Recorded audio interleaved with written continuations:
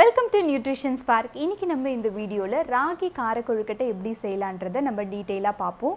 இந்த ராகி கார கொழுக்கட்டை பார்த்தீங்கன்னா ரொம்பவே வித்தியாசமானதும் டேஸ்ட்டாகவும் இருக்கும். நார்மலாக சின்ன குழந்தைங்கள்லேருந்து பெரியவங்க வரைக்கும் எல்லாருமே சாப்பிடக்கூடிய அளவில் தான் இந்த ராகி கார கொழுக்கட்டை இருக்குது. நார்மல் அரிசியை விட கம்பேர் பண்ணும்போது இதில் 7 மடங்கு கால்சியம் சத்து அடங்கியிருக்கு. ஓகே, இது எப்படி செய்யலான்றதை நம்ம வீடியோக்குள்ளே போய் பார்க்கலாமா? வாங்க வீடியோக்குள்ளே போகலாம். எண்ணெய், ஒரு கப்பு எண்ணெய், தேவையான அளவு உளுத்தம் பருப்பு, கடலை பருப்பு, தேவையான அளவு நம்ம உப்பு சேர்த்துக்கலாம். மஞ்சள் தூள், ஒரு கிளாஸ் அளவுக்கு வீட்லேயே அரைச்ச ராகி மாவு எடுத்து வச்சுருக்கேன். காய்ந்த மிளகாய், கருவேப்பிலை, வெங்காயம், கடுகு சேர்த்துக்கலாம். கடாய் சூடானதும் தேவையான அளவு நம்ம எண்ணெய் சேர்த்துக்கலாம். எண்ணெய் சூடானதும் எடுத்து வச்சிருக்கிற கடுகு, உளுந்து, கடலைப்பருப்பு சேர்த்துக்கலாம். நறுக்கி வச்சிருக்கிற வெங்காயத்தை நம்ம சேர்த்துப்போம். அது கூடவே சிறிதளவு காய்ந்த மிளகாய், கருவேப்பிலையும் நம்ம உருவி வச்சிருக்கிற கருவேப்பிலையும் சேர்த்துப்போம். ஒரு சிட்டிகை மஞ்சள் தூள் ஆட் பண்ணுறேன். வெங்காயம் நல்லா வதங்கி வந்துட்டுருக்கு. இந்த சமயத்தில் நம்ம தேவையான அளவு உப்பு சேர்த்துக்கலாம்.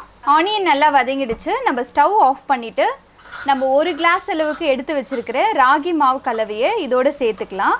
ரொம்ப ஈஸியான சிம்பிளான ஹெல்த்தி ராகி கார கொழுக்கட்டை தான் உங்களுக்கு நான் செஞ்சு காட்டிகிட்ருக்கேன். இது டயபெட்டிஸ் பேஷண்ட்டும், வெயிட் அதிகமாக இருக்கிறவங்க, பிபி இருக்கிறவங்க கூட இதை எடுத்துக்கலாம். எந்த ப்ராப்ளமும் இல்லை. இப்போ நம்ம ராகி மாவை சப்பாத்தி மாவு பதத்துக்கு நான் பிசைஞ்சு வச்சுருக்கேன். இதில் சின்ன சின்ன மாவு அளவுக்கு எடுத்துகிட்டு நம்ம இப்படி பிடிச்சிக்கலாம். ராகி மாவை இப்போ கொழுக்கட்டை மாதிரி நம்ம பிடிச்சு எடுத்து வச்சுக்கலாம். ஒரு இட்லி தட்டில் எண்ணெயை நம்ம தடவி எடுத்துப்போம்.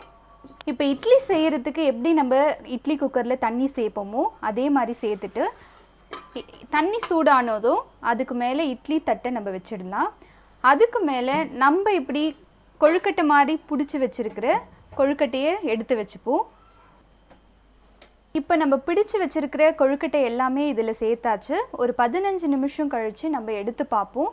நம்ம இட்லி குக்கர் மூடி போட்டுட்டு ஒரு 15 நிமிஷம் கழித்து எடுத்து பார்க்கலாம். நமக்கு தேவையான ராகி கொழுக்கட்டை வெந்துடுச்சு. இப்போ இதை நம்ம தட்டில் சர்வ் பண்ணி எடுத்துக்கலாம். ராகி கொழுக்கட்டை நல்ல பதத்தில் வெந்து வந்திருக்கு. சுவைத்து சாப்பிடலாம். இந்த வீடியோ ஃபுல்லாக நம்ம எப்படி ராகி கொழுக்கட்டை செய்யணுன்றதை நம்ம டீட்டெயிலாக பார்த்துருப்போம். இந்த சுவையான ராகி கொழுக்கட்டையை நீங்களும் வீட்டில் ட்ரை பண்ணி பாருங்கள். நிச்சயமாக இது ரொம்பவே ஆரோக்கியமான ஒரு ஹெல்த்தியான ஸ்நாக்ஸ். நன்றி.